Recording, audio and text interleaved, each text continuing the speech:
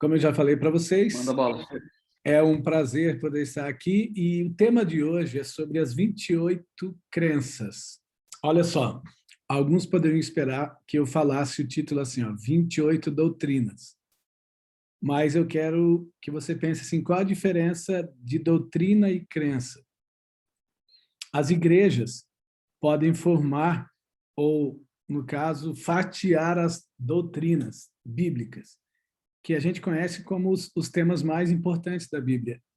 Então, a gente diz que a Igreja Adventista tem hoje 28 crenças fundamentais, que fundamentam a Igreja, mas são baseadas em 6 doutrinas. A Bíblia toda você pode dividir em até 6 doutrinas, tá bom?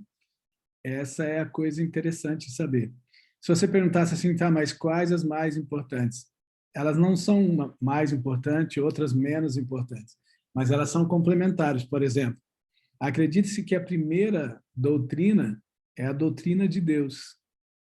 E aí você pode ter que falar separadamente do Espírito Santo, de Deus o Pai e Deus o Filho. Porque como houve muita discussão em torno assim, será que o Espírito Santo é só um espírito, ele faz parte da divindade? E tem uma outra coisa. Mesmo que a gente fale de trindade, a visão sobre a trindade de outras pessoas, de outras religiões, é diferente do que a Bíblia às vezes apresenta.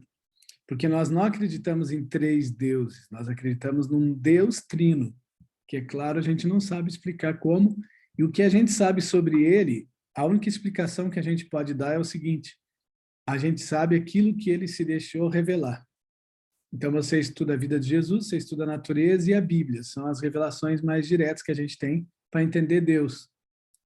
Então, a doutrina de Deus vai falar sobre a divindade, né?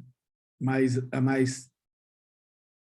as crenças podem ser separadas. Você estuda separado Deus o Pai, a função dele, Deus o Espírito Santo e Deus Jesus, que hoje, por ter se tornado homem, ele leva essa marca de, por amor a nós, ser também Deus e homem ao mesmo tempo. São os mistérios, a gente diz, da divindade, e quando a gente tem muita dúvida, a gente acredita naquilo que foi revelado, e a gente vai à Bíblia e tira essas dúvidas.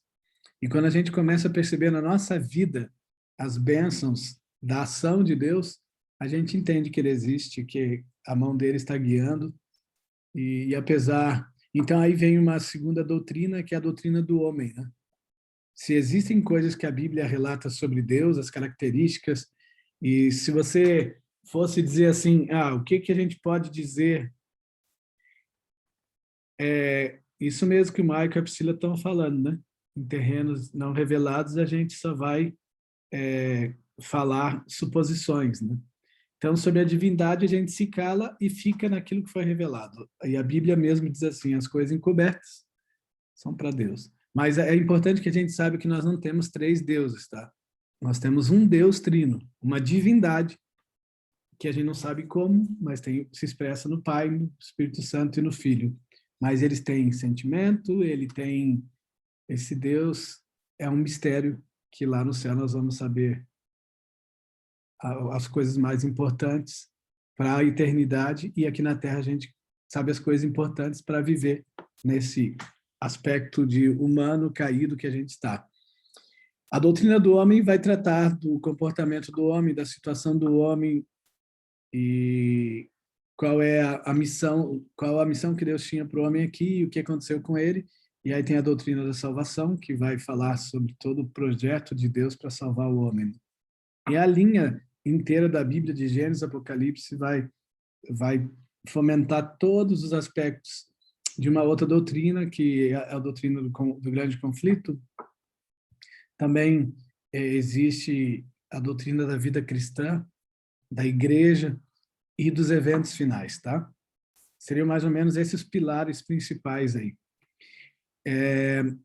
Se perguntassem para a gente assim, por que é importante a gente saber essas coisas, é uma coisa interessante. Entre essas crenças fundamentais, existem crenças que são distintivas da nossa igreja. Não sei se vocês sabiam, mas existem crenças bíblicas né? Que só a Igreja Adventista prega e realmente sabe explicar e entender. Mas entre elas, a principal, na verdade, é a doutrina do santuário, uma das doutrinas distintivas. A outra, a mortalidade da alma. E a gente podia conversar um pouquinho sobre essas doutrinas que são diferentes. Porque do seu jeito, do seu modo de pensar, cada um tem a sua ideia sobre Deus, respeito, adoração, como se portar diante de Deus. Sabe também a condição do homem, a necessidade de ser salvo, tem a questão do pecado e tudo que envolve a queda do homem, né? Mas é interessante nós darmos ênfase nas doutrinas da mortalidade da alma e do santuário. Por que que elas são importantes? Então, deixa eu explicar um detalhe para vocês. Quando você vai fazer um mestrado hoje em teologia, quando você vai estudar a doutrina de Deus, por exemplo, tem uma hora que você tem que estudar um pouquinho da teologia, das visões que as teologias cristãs têm sobre Deus e sobre o homem. E olha que interessante. Na visão da teologia moderna, existem hoje 4 visões pilares sobre Deus e o homem, tá? 4 visões. A primeira é chamada de visão clássica. E o que é isso? É a visão católica, né? Vamos dizer assim, porque todas as visões que eram baseadas num jeito de ver as coisas conforme os gregos, porque a teologia católica tem a metade da fatia da teologia é filosofia, né? Então ela se banha, no caso, ela mergulha, na verdade, na filosofia para incrementar, porque é uma religião que se baseia, acima de tudo, nas tradições, né? E foi feito todo um caminho para que ela baseasse suas crenças. Então, as doutrinas são importantes porque se você cumprir pelo menos essas 6 doutrinas, esses pilares da Bíblia, você é uma pessoa fiel, né? O jeito de explicar essas 6 doutrinas é que faz com que a Igreja Adventista tenha 28 crenças, né? Mas muitas igrejas acreditam nas suas, elas não têm a Bíblia como o livro, não só o livro mestre, mas como o formador das suas crenças. Algumas igrejas, principalmente as clássicas, a clássica, que é unicamente a católica, então existe uma teologia explicitamente, vamos dizer assim, só católica. Ninguém tem a mesma doutrina que a católica, porque ela é uma doutrina clássica. É uma teologia misturada com filosofia, e o corpo de crenças da igreja é baseado hoje, vamos dizer assim, mais da metade no que os concílios papais decidem, né? Então, nós temos, assim, uma fomentação de algumas coisas bíblicas, mas os concílios papais têm autoridade, na visão deles, de acrescentar ou mudar coisas. Então, essa é a primeira visão, a clássica. A segunda visão foi exatamente a visão de ex-padres, ex-servidores da Igreja Católica que fizeram protestos teológicos contra a Igreja, por isso se chamaram protestantes. Então, essa segunda coluna de teologia é chamada protestante. Por que eu estou falando isso para vocês? Porque há semelhanças entre 3 teologias. Essa clássica, que é a primeira, a segunda, que é a protestante, e a terceira, que é a evangélica. Só que eu vou dizer uma coisa bem interessante que alguns não sabem. Mas não faz muito tempo, o mundo teológico classificou o adventista fora dessas 3, tá? Hoje, teologicamente, a igreja adventista pode até ser chamada de protestante e um pouco evangélica, mas, na verdade, a nomenclatura teológica que se utiliza para a igreja adventista no mundo é histórico-bíblico. Entendeu? Então, são 4 doutrinas. A clássica, depois veio a protestante, depois veio a evangélica, e agora tem um 4º pilar, porque a igreja adventista, por suas crenças distintivas, não se encaixa em todo o processo protestante e evangélico. Apesar de, vocês sabem que a Igreja Adventista é um movimento profético que surgiu de várias igrejas protestantes, né?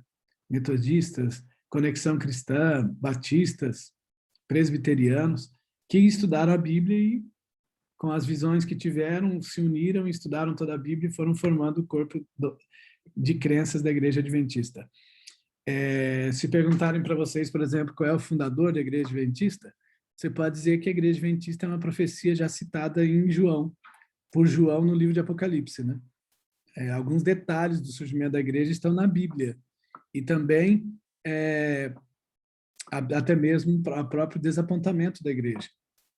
Então, olha só, até agora a gente viu que são praticamente só seis doutrinas básicas a Bíblia tem, né? Deus, o homem, a vida cristã, o conflito, a questão, a doutrina da salvação e a doutrina dos eventos finais. Isso engloba todos os 66 livros da Bíblia. E olha que interessante, se a gente quer entender que a Bíblia, por exemplo, é um livro de confiança, eu vou dizer para você que a Bíblia não é um livro de confiança. Ela é muito mais que isso. Ela é a própria revelação. Por quê? Porque você consegue pegar as citações da Bíblia e perceber coisas que um historiador que quisesse, por exemplo, bancar seus heróis, ele jamais faria. Porque, por exemplo, a Bíblia apresenta coisas loucas que as pessoas fizeram, né? Homens, mulheres. Vocês devem lembrar de um cara que, de repente, abusaram lá da noiva dele, cortou os pedaços, mandou, tem umas histórias meio doidas, assim. E Davi é um cara chamado de homem segundo o coração de Deus, mas pega a mulher do outro, mata o cara, né? É isso mesmo, levita é concubina. Então, assim, por que a Bíblia permite essas coisas? Exatamente para mostrar que está falando de pessoas reais e que pessoas reais podem se salvar. Porque a preocupação que eu tenho como pastor, eu sou pastor há 27 anos, o que eu tenho percebido? A gente tem que tomar um cuidado com dois extremos. Primeiro, é impossibilitar a salvação das pessoas. A gente começa a inventar um monte de coisas, como se, por exemplo, quando a gente fala da crença de santificação numa visão assim turva das coisas, uma visão ofuscada, para algumas pessoas é alguém se tornar melhor. É como se fosse um patamar a ser alcançado, né? Só explicando para o Jorge que essa nomenclatura histórico-bíblica, ela acontece só no meio acadêmico, tá? É uma nomenclatura, é uma expressão técnica, entenderam? Mas popular, a igreja sempre vai se apresentar como uma igreja protestante, tá? Porque as doutrinas bases, as crenças básicas da igreja adventista, pelos protestantes serem os que mais se aproximavam do estudo da Bíblia, são iguais. Mas a expressão técnica dentro das faculdades de teologia é que os adventistas seguem toda a Bíblia, porque geralmente algumas igrejas se baseiam ou só no Velho Testamento ou só no Novo, né? Até porque eles acreditam... Alguém está fazendo aqui, acho que a Daniela está fazendo uma pergunta, né? Deixa eu ver se eu consigo imaginar. Aqui ela está perguntando assim, pastor, qual a diferença do protestante para o evangélico, sendo que o evangélico surgiu do protestante? É que eles veem sempre assim, você pega, né, um corpo de doutrinas e você começa a perceber que ele está incompleto. Então, é uma nova visão que faz com que movimentos em certos países ou no mundo tomem corpo. Então, eles acreditam que essas coisas começaram pequenas e depois se solidificaram. Então, vou mostrar para vocês qual a semelhança entre a igreja, a doutrina protestante, a clássica e a evangélica. Pode ser? Então, é mais ou menos assim. Tanto a evangélica, quanto a protestante, quanto a clássica, afirmam, por exemplo, que nós somos um corpo que tem uma alma. Tá bom? Só a igreja adventista no mundo teológico diz que nós somos uma alma vivente. Vocês sabiam disso? Que só a igreja adventista acredita que nós somos uma alma vivente? Pode ser que pessoas individualmente acreditem como a gente, mas doutrinariamente no papel, todas as igrejas acreditam que nós temos uma alma. Tá, mas o que acontece? Por que é importante você saber onde você se encontra? Porque quando você tem uma visão clássica sobre Deus, Vou dar só um exemplo para vocês entenderem.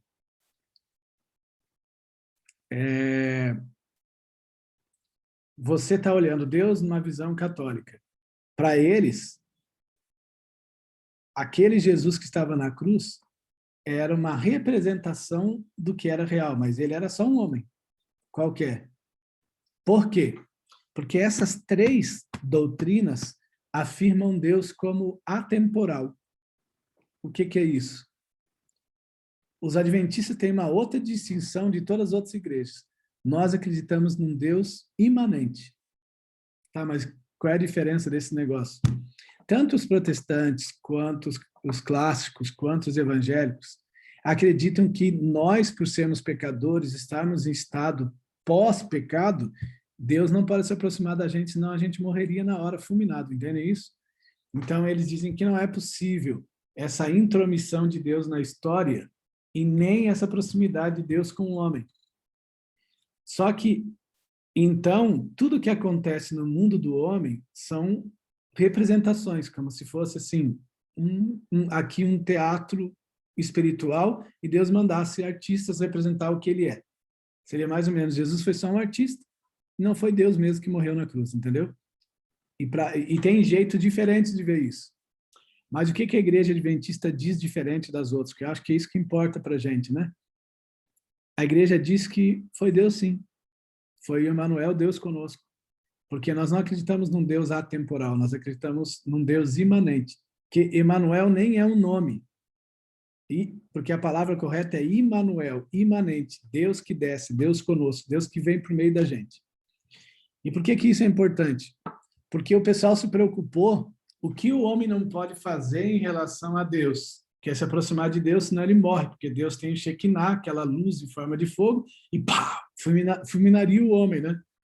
Mas a verdade é que se a gente fizer o curso contrário, nada é impossível para Deus. Vamos dizer que a gente concordasse com o pessoal dizendo que Deus não se mistura com a gente, certo? Aí qual que é o problema? A gente quebra a doutrina de Deus. Aí você perguntaria, como assim? Porque você acaba de me dizer que acredita em Deus, numa divindade que é eterna. Aí você lê o Salmo 139 e percebe as características de Deus, né? Que está lá. Ainda que eu me escondesse no fundo do mar, tal, lá tu vai me achar, e tu sabe tudo antes de eu nascer, lembra? Ele está falando das características do que Deus pode. Dizem que Deus tem pelo menos 5 características que dá para perceber na Bíblia. Ele é amor, ele é eterno, ele é onipresente, onisciente, onipotente. E dentro da onisciência, que é a possibilidade de saber tudo, né? Ele também um pedaço de saber tudo é saber o futuro.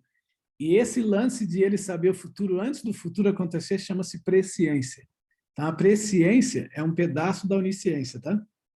Então, ele sabe tudo, mas como ele sabe tudo, quando ele sabe tudo sobre o futuro, então esse negócio chama-se presciência. Ele sabe antes, né? E aí, o que acontece?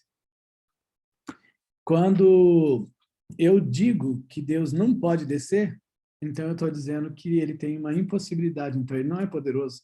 Eu quebro a onipotência, então tem coisa que ele não pode. E ele pode. Olha só que interessante, né? E isso fez com que Lutero e outros começassem a estudar melhor a doutrina de Deus. E eu vou dizer uma coisa para vocês. Tanto a doutrina protestante como a evangélica, o mundo teológico acredita como uma evolução do conhecimento da verdade, porque eles não tinham acesso. Muitos séculos se passaram sem que as pessoas pudessem ter acesso à informação. Então, eles praticamente dependiam da informação de um líder que se levantasse ou de líderes estudiosos que fizessem vir à tona a verdade. Porque muitos podem perguntar, mas se a verdade é tão clara, parece para a gente, por que a mentira está andando tanto tempo? Porque, gente, é só você pegar uma instituição meio que político-religiosa e queimar todas as Bíblias e tirar o acesso ao conhecimento, ele pode pregar o que ele quiser. E foi isso que aconteceu, né? Durante quase 2000 anos. Uma coisa interessante. Não faz muito tempo, Eu ouvi falar que em 1963, aqui em Cambé, no Paraná, eles ainda queimavam Bíblias em praça pública. Sabe, você tem uma ideia que esse apego direto à Bíblia, né, não é uma coisa muito antiga, né? Faz o quê? 100 e poucos anos que as pessoas realmente acreditam em toda a Bíblia. Como que era a visão sobre a Bíblia? A visão era que o Novo Testamento, por ser uma, vamos dizer assim, uma evolução do Velho Testamento, ele descarta o Velho Testamento. Mas olha só que interessante, mesmo quando a Bíblia diz que certas coisas são sombras, ela não está dizendo que elas são, que as outras coisas são deletadas, mas elas são explicadas e elas têm uma função como o João Batista tinha. A gente acha que João Batista fez uma coisa importante ou desnecessária? Porque a Bíblia diz que ele pregou e aí fez discípulos. Mas quando os discípulos entenderam que o verdadeiro líder a ser seguido era Jesus, eles seguiram Jesus. Mas não significa que o que João Batista fez foi inútil, né? Mas a gente diz que a gente só sabe o fim porque Deus deu no Velho Testamento, né, o início, o princípio. E olha só que interessante, pesquisadores fizeram uma análise dizendo que você não tem como entender a Bíblia porque ela ficaria incompleta se você depender só de um dos mandamentos, porque eles são complementares, né? Como eu vi alguém escrevendo aqui. E olha só, se você dissesse assim, por exemplo, mas o Novo Testamento é muito importante. Então, olha só que eu vou jogar um balde de água fria, né, nessa expressão. Por quê? Porque toda vez que Jesus falou de salvação, ele só usou o Velho Testamento. Quando ele falou de suficiência da informação sobre salvação, ele nem tinha ainda autorizado os novos escritores, os escritores do Novo Testamento a escrever, porque ele é o Novo Testamento. Olha que interessante. Quero ver uma dica interessante? De cada 3 versos do Novo Testamento, um é um cumprimento, um complemento, uma explicação, um cumprimento de profecia do Velho. Não é interessante isso? E quando os autores, por exemplo, Paulo, Pedro, João, o próprio Jesus citam coisas importantes, quando são indagados o que eles devem fazer para se salvar, sempre os autores do Novo Testamento vão citar. Vou dar um exemplo de Mateus capítulo 4. Você sabe que está escrito lá, né, sobre a tentação. Vocês sabem que nos originais seria mais ou menos assim. Jesus está lá, 40 dias, morrendo de fome, acredita-se que de 8 a 12 quilos mais magro, assim. Eu acho que o diabo pensou, vou detonar, porque ele está meio enfraquecido, né? E Jesus, então ele fala assim, olha, está escrito, né? Eu tenho lido Salmos e Deuteronômio, ficou meio ali nos Salmos e Deuteronômio. E eles iam debatendo com versos bíblicos. Não, mas também está escrito, não tentarás ser o teu Deus, tal. E se você perceber, o diabo leva Jesus para uma igreja para tentar Jesus. Que diz assim, e ele foi e levou Jesus para o pináculo do templo. Não é interessante? E isso é uma coisa para a gente pensar que nem tudo que é religioso é espiritual, que nem tudo que é religioso é autorizado, e que a gente tem que saber a diferença entre uma suposição, uma opinião e um princípio. Quando a gente fala de doutrina, a gente está falando de coisas imutáveis, né? São colunas imutáveis da palavra. E o que é legal, assim, para eu e você pensar sobre a Igreja Adventista, nós conseguimos provar a existência e o nascimento da igreja na Bíblia. Está lá no Apocalipse, olha, Apocalipse 10, 11, tem todos os detalhes de que o movimento surgiria e tal. Aí você perguntaria assim, pastor, mas e se eu encontro, por exemplo, 40 pessoas com igrejas diferentes? Então a gente diz assim, ó, Deus tem uma missiologia diferente do que a gente enxerga, tá? Nós enxergamos, a gente entende que os que estão inseridos num processo litúrgico da Igreja Adventista, nos cultos, lição, Bíblia, é que serão salvos. Entenda assim, há 200 anos havia Igreja Adventista?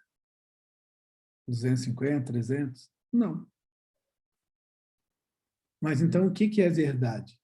Que é isso que é importante para a gente saber. Qual é a função da igreja? Que é isso que as doutrinas falam. Elas estão dizendo assim, sabe? Deus, a primeira coisa muito importante que eu aprendo na Bíblia, Deus quer salvar todo mundo. Ele dá privilégios para todos. E vou dizer que ele dá mais privilégio para aqueles que honestamente reconhecem que erram. E Deus tem uma grande dificuldade causada por nós mesmos, quando a gente é muito mais por aqueles que já se acham salvos do que pelos que se percebem perdidos. Por quê?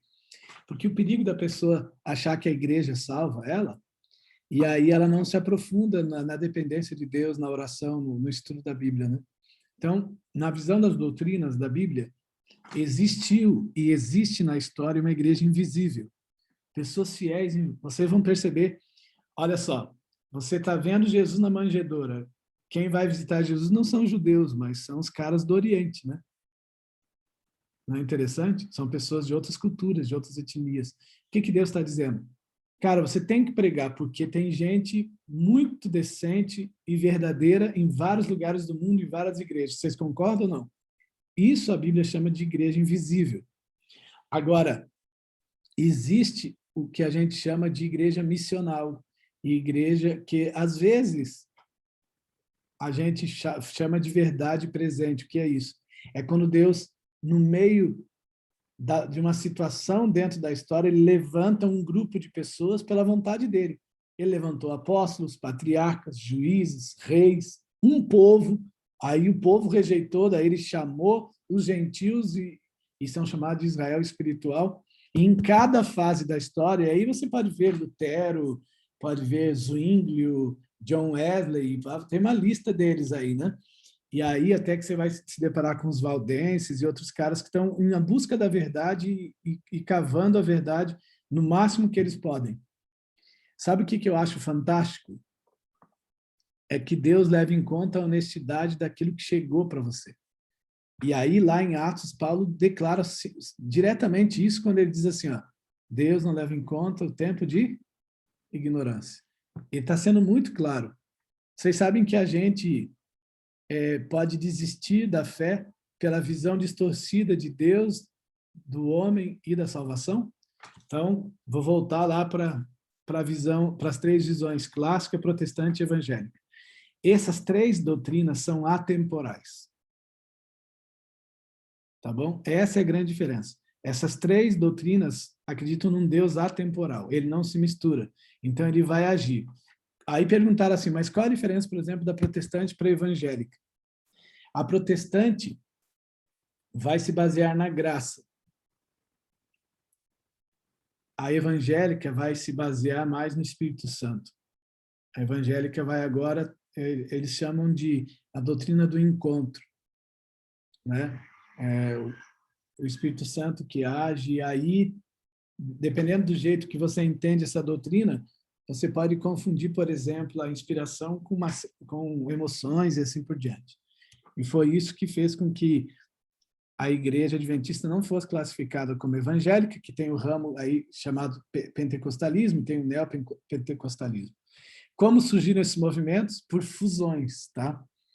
Então, como surgiu, por exemplo, dentro do protestantismo surge o ramo evangélico, e o ramo evangélico se subdivide em vários, mas principalmente o mais forte é o pentecostal. O pentecostalismo foi a união de doutrinas evangélicas com espíritas. Algumas doutrinas espíritas com evangélicas. Não todos, mas a base foi, e aconteceu no Brasil, lá no Pará, quando surge a Igreja Assembleia de Deus, quando missionários americanos fazem uma junção de doutrinas. Bom, gente, o que é esse negócio de atemporal e de imanência? Por que é importante você saber assim? Então, hoje, os teólogos dizem assim, os adventistas, eles acreditam em toda a Bíblia. E se você for analisar, a gente é protestante nessa visão de Lutero de tota a escritura e sola a escritura. Ele usa essas expressões. O que é? A única base de crença para mim é só a escritura, então ele chama de sola a escritura. Mas em algum momento eles foram crescendo no estudo e a igreja adventista concorda que não é só a escritura, mas também toda a escritura, né? Toda. Gente, qual é toda a diferença nisso? Porque quando a gente está estudando as doutrinas, a gente tem que entender que uma doutrina, e todo teólogo concorda com isso, ela não se baseia num verso, num canto de uma história, um verso perdido. Porque a Bíblia, esse ano, por exemplo, eu estou fazendo um pouquinho mais devagar o ano bíblico, e se vocês perguntassem assim, pastor, em 2 minutos explica o Velho Testamento para mim. Eu diria assim, o Velho Testamento, de Gênesis até Deuteronômio, Gênesis, Levíticos, Números, Deuteronômio, fala sobre os princípios de leis, de regras, a visão sobre como surgiu os mandamentos, como surgiu o homem, quem é Deus, o poder criador, tudo isso. Princípio até ali. Leis, as leis de governo, leis de saúde e leis espirituais. Quando você pega os livros, por exemplo, 1 Samuel, 2 Samuel, 1 Reis, 2 Reis, 1 Crônicas, 2 Crônicas, você tem a mesma coisa, só que na visão, em 3 aspectos. Primeiro, se focaliza bastante no início ali de Saul, vai demorar um tempo a Bíblia falando sobre Davi, e aí vem Salomão, depois vocês lembram que o Roboão faz uma bobagem, né? O filho ouve alguns colegas errados, e aí divide o reino, depois Israel se lasca, fica só Judá, e os que eram chamados israelitas agora são chamados só de judeus, porque só ficou a tribo de Judá e um pedaço de Benjamim. Então, olha só, quando eu olho a Bíblia, você vai achar engraçado o que eu vou dizer. Mas depois, vocês lembram em Mateus 5,17, que Jesus diz assim, não penseis que vim revogar as leis ou os profetas? Alguns usam esse verso para dizer que Jesus está defendendo o sábado. Mas Jesus nunca precisou defender o sábado, porque essa dúvida nunca existiu entre os judeus. Porque muita gente diz, por que Jesus não fala muito assim sobre não comer carne de porco e não...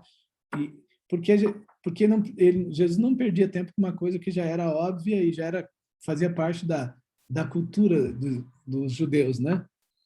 Então, o que acontece, gente? Quando você sai do Pentateuco, que são os primeiros livros, e você começa os livros históricos e poéticos, tal, na verdade, se você analisar, é a mesma história sob prismas diferentes. Você pega o bloco, assim, por exemplo, dos reis, né? Começa a estudar, por exemplo, cada reino tinha 19 reis. Se você contar lá, tanto Israel como Judá tiveram reis. Os reis de Israel, a maioria foram tortos, errados. Você vai perceber outro detalhe. Os principais profetas, como Elias e outros, estavam no reino do norte, que era o reino de Israel. Você sabe por quê? Porque eles fizeram o seguinte, quando Roboão fez a besteira e eles se dividiram, então Jerusalém ficou como capital do reino da Judéia. E algumas cidades, como Jabes de Gileade e outras, ficaram como para o reino do norte. Até que um tal de Zinri, que era rei, quis tomar o reino à força, mas o povo tinha elegido ou eleito o Onri. E quando o Onri vai lá tirar satisfação, o Zinri fica com medo, taca fogo no palácio e morre queimado. Por isso eles compram um morro de Samaria e colocam agora a capital em Samaria. Mas os sacerdotes e levitas, que eram os homens de Deus, vão todos para Judá. Por que Samaria é mal vista? Porque lá em Samaria tem um culto apócrifo, a gente diz assim, errado, com líderes que o rei quis da cabeça dele e que eram... E o povo todo começou a se misturar com outros povos. E eles começaram a fazer tudo que Deus não permitiu. Culto sem autorização, sem os líderes corretos, casando, se misturando com pagãos e misturando a igreja com o paganismo. Por que eu estou falando isso? Porque quando você lê, por exemplo, os livros poéticos, eles também estão dentro da mesma época dos reis. Quando você pega os livros dos profetas maiores, começa ali Isaías, Jeremias, Ezequiel, Lamentações, Daniel, esses estão inseridos também na mesma época. E olha que legal, quando você pega os últimos 12 do Velho Testamento, né, de Oséias até Malaquias lá tal, você vai ver que também estão dentro do tempo histórico dos reis. Na verdade, se você for dividir o Velho Testamento, é só a lei, que são os 5 livros, e os profetas. Porque Deus está falando a história, todas as poesias, as mensagens dos profetas, as mensagens aos reis e a vida do povo, em blocos diferentes. Aí eu quero que você pense comigo. Se você for analisar, né, os 39 primeiros livros da Bíblia que formam o Velho Testamento, a partir de Josué até Malaquias, né, esses últimos livros, são relatos bem rápidos até chegar aos reis, mas praticamente o Velho Testamento, apesar de os livros poéticos, os profetas maiores e os menores estarem depois do escrito dos reis, na verdade eles fazem parte da mesma época. Por isso Jesus disse, não penseis que vim mudar a lei ou os profetas, eu vim cumprir. Na verdade, Jesus não está falando só do sábado, ele está dizendo assim, ó, gente, sabe o Velho Testamento? É isso aí que vocês deviam seguir. Simples assim. Não é só os 10 mandamentos. Quando ele fala dessa lei, ele está falando de toda a Torá, né? Está falando de Gênesis até Deuteronômio. E por que é importante a gente saber isso? Porque qual é o método de Deus para mostrar o que ele deseja da gente? Se você olhar, principalmente o Pentateuco, ele vai repetindo a mesma coisa. Ele vai repetindo a mesma coisa. E ele repete a história assim, o povo está bem, o povo está mal. O povo está bem, o povo erra. O povo está bem, o povo cai. E aí ele mostra o que ele faz. E eu quero chamar a sua atenção assim, ó. Muita gente diz que Deus, o Pai, está agindo no Velho Testamento. Só que as principais ações do Novo Testamento é Jesus. Por exemplo, quando... Lembra que 3 homens visitam Abraão? E um era Jesus? Quem vocês acham que estava falando com Moisés, né? Jesus começou a vir na Terra mesmo antes de nascer. Não é interessante? Você vai perceber que anjos e o próprio Jesus podem se personificar. E e agora vocês vão entender onde eu quero chegar. Essas são algumas provas de que Deus já era imanente, mesmo no Velho Testamento.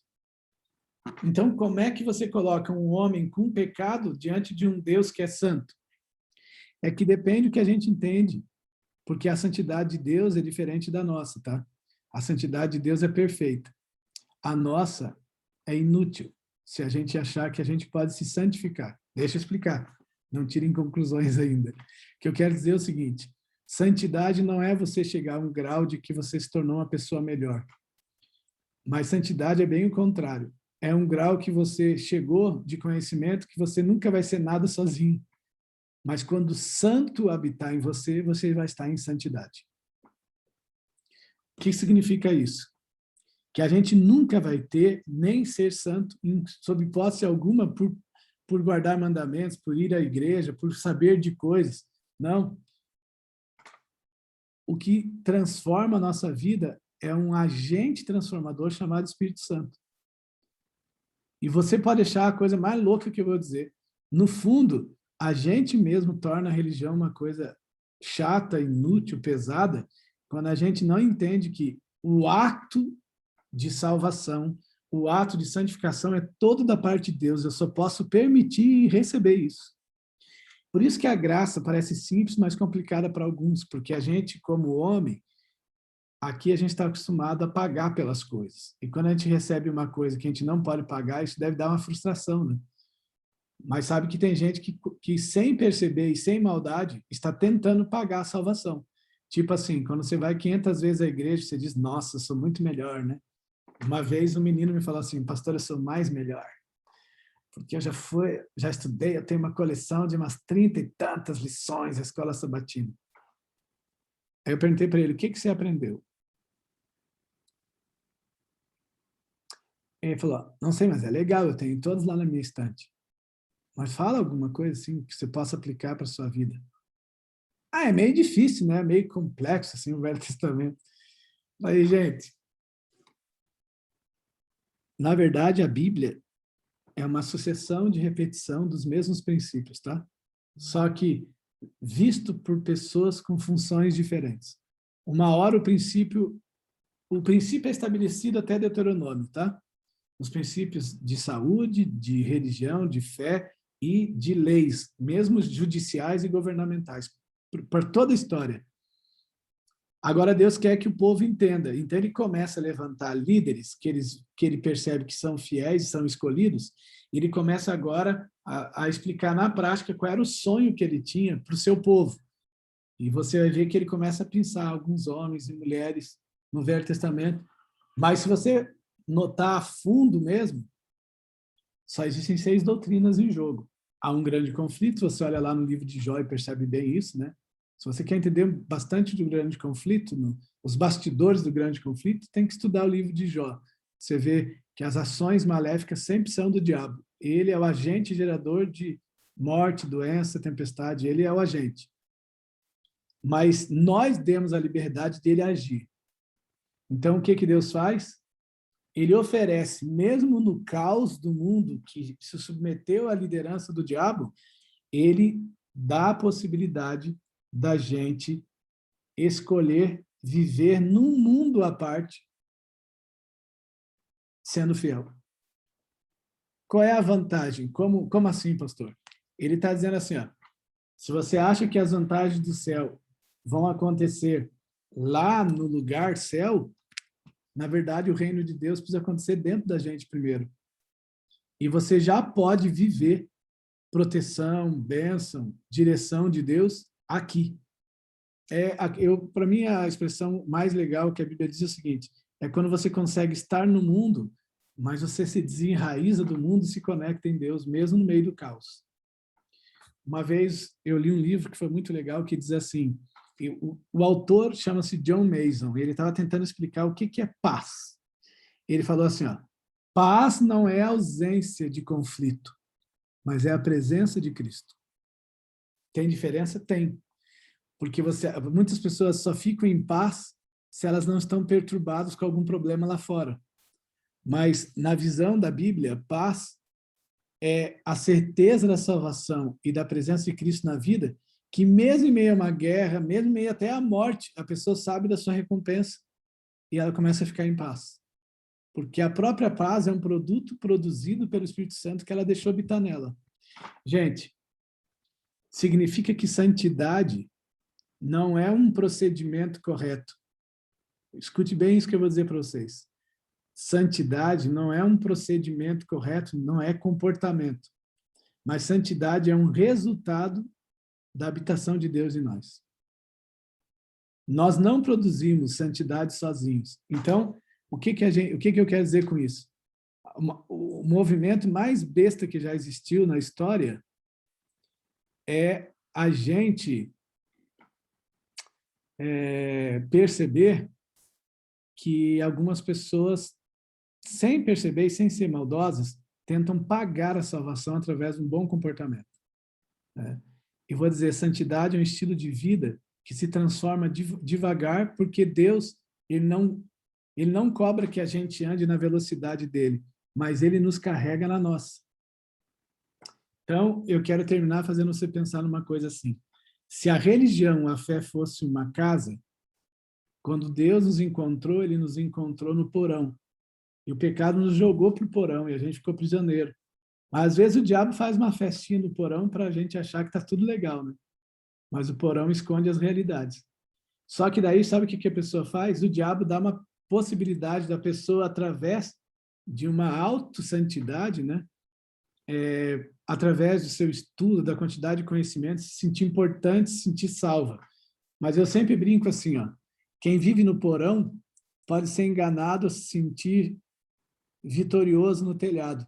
Mas eu vou dizer, o plano de Deus não é que você viva no porão, sofra no porão, nem se sinta vitorioso no telhado, mas que você voe para as nuvens. Deus não preparou a gente para porões ou para casas de pedras. Ele falou assim, a casa de vocês é de ouro e a recompensa de vocês é eterna. Sabe, eu vejo muito assim, e agora, quem que vai para o céu? Eu lembro-me, eu estou há 40 e tantos anos na igreja, eu já ouvi muitos irmãos assim, se você não fazer isso, o Senhor vai enviar os anjos que vai puxar teus pés, vai ser uma loucura, ele vai te acusar. Tem gente que tem medo de Deus. Mas, gente, vamos ser honestos. Quando a gente tem dúvida de quanto Deus ama a gente e quem ele quer salvar, ele mesmo responde lá na cruz. Lembra dos ladrões? As condições eram iguais, mas as visões eram diferentes. Mas o cara que conseguiu enxergar Deus da maneira correta, ele estava pensando assim, Cara, que tempo de igreja esse cara da cruz teve? Que tempo de doutrina, que tempo de conhecimento ele teve? Se a suficiência da salvação estivesse no tempo de experiência, então ninguém ia se salvar. Então eu queria terminar dizendo uma coisa muito louca para vocês.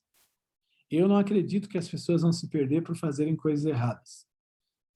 Eu também não acredito que as pessoas vão se salvar simplesmente por fazerem coisas certas. Vocês vão entender onde eu vou chegar. Eu acredito duas coisas. Que as pessoas vão se salvar porque amaram a coisa certa e entregaram a sua vida por um amor compreendido, que é o amor eterno de Deus. Porque também as pessoas vão se perder por amar a coisa errada. Cara, você só pode se perder se você trocou o teu foco de amor. É ou não é verdade? Vamos ser honestos, você conhece algum casal de amigos ou de vizinhos que se separaram por traição ou não? Tá, vamos dizer que o José do Repolho lá traiu a esposa, né? Agora eu pergunto, você acha que um cara que trai, mesmo a namorada, a noiva, a esposa, diz assim, que coisa horrível, colocaram uma 12 na minha cabeça, eu tive que trair. Não, o cara está traindo e debochando ainda da família. Ou vice-versa, né? Pode ser também o contrário. Por quê? Porque o pecado nada mais é do que a gente ter um amor medíocre e aceitar um oferecimento medíocre que o diabo faz. Porque até a vida que o diabo oferece é provisória. Até as festas que o diabo oferece são provisórias, porque a droga mata as pessoas. As brigas matam, os conflitos matam. E, gente, se você quiser resumir o Velho Testamento, Deus apenas está dizendo assim, tá vendo como é que o ser humano se comporta? E Deus está dizendo para ti assim, eu não desisti deles, eu não desisti de um Sansão louco. Sansão é o maior pegador, mano. E Deus perdoou o Sansão. O cara da cruz, imagina, um cara vida louca, matando, roubando a vida inteira. O que Deus está dizendo para mim? Não sei se vocês concordam. Gente, não vai se salvar quem ama apenas a si mesmo. Se você lembrar que Jesus várias vezes diz assim, olha, negue-se a si mesmo, tome a cruz, negue-se a si mesmo, tome a cruz. O que Jesus estava dizendo? Ele estava dizendo assim, cara, o teu amor vai definir o teu final. Entendeu?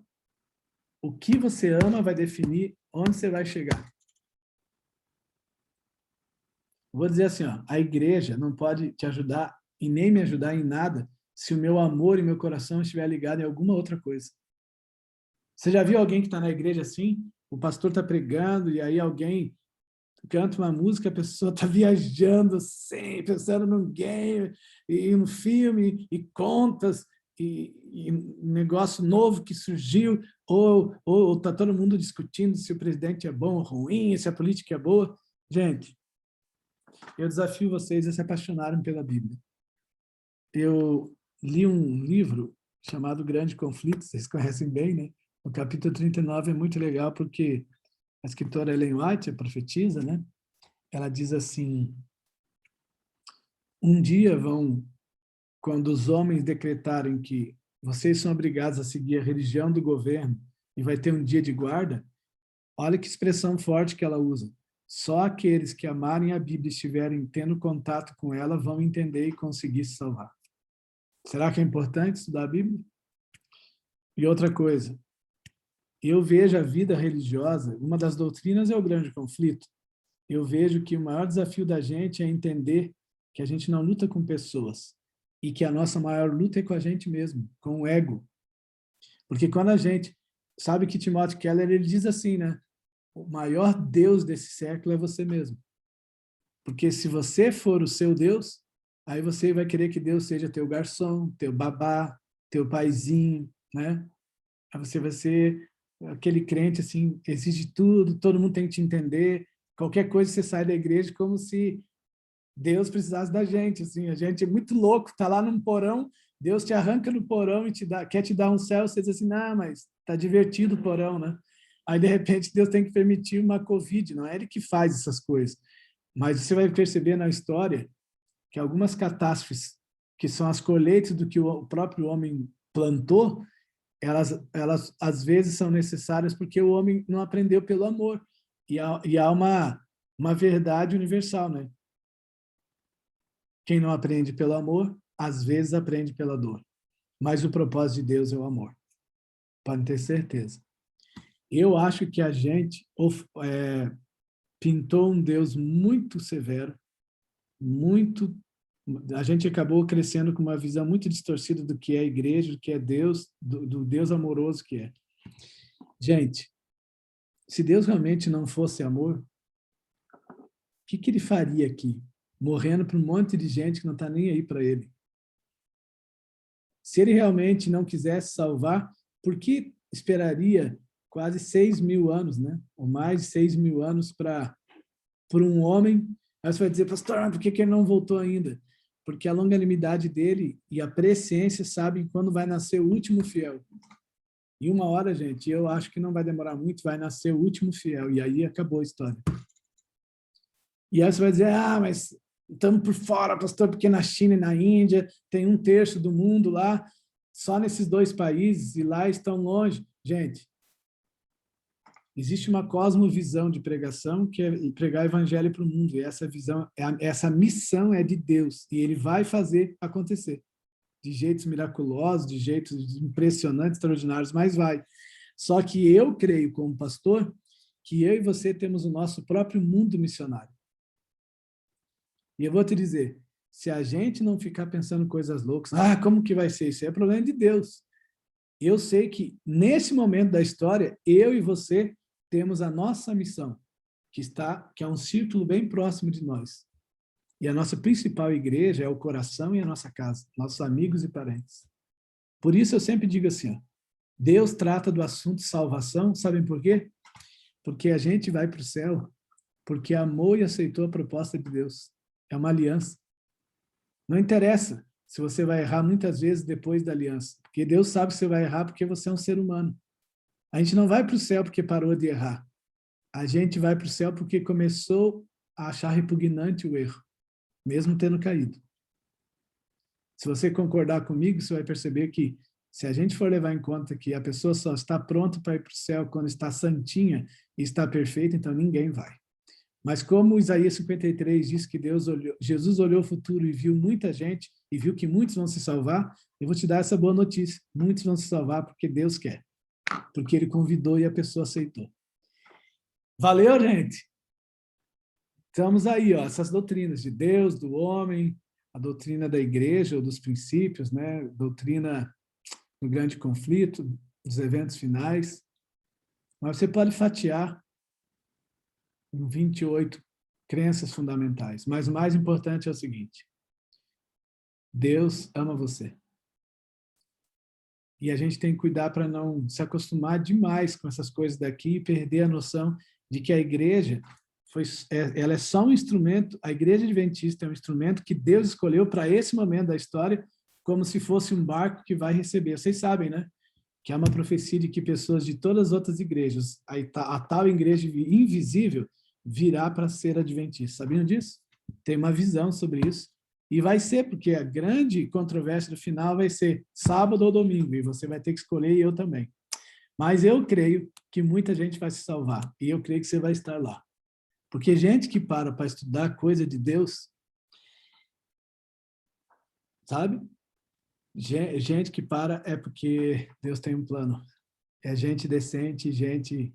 É gente, às vezes erra, às vezes tem dúvida, às vezes a fé enfraquece, todos nós, acontece até com o pastor. Mas a gente não pode desistir não, gente. Amem a Bíblia. E é o seguinte, não perca tempo com genealogias e coisas complexas que você não entende. Se aprofunde no que você entende. Tá tudo certo. Espero não ter atrapalhado a sua cabeça aí. Muita informação, né? Mas alguns estão perguntando aí. Existe um livro, sim, existe um livro que explica essa questão, porque a igreja adventista não é evangélica nem protestante, né? Eu acho um livro bem teológico, bem pesado, mas se alguém quiser depois, a gente pode... Na verdade, foi até um argentino que escreveu, viu? A teologia, essa teologia adventista, né? Exclusiva. E você sabe por que é exclusivo, né? Porque a gente acredita num santuário, que Jesus está intercedendo ainda por nós, e aí o santuário daria alguns meses de oração aí para estudar. E nós acreditamos, vocês entendem, na mortalidade da alma, acreditamos no sábado, Na verdade, a gente não diz que acredita no sábado. O mais correto é dizer o seguinte: a gente crê na tota e na sola escritura, né?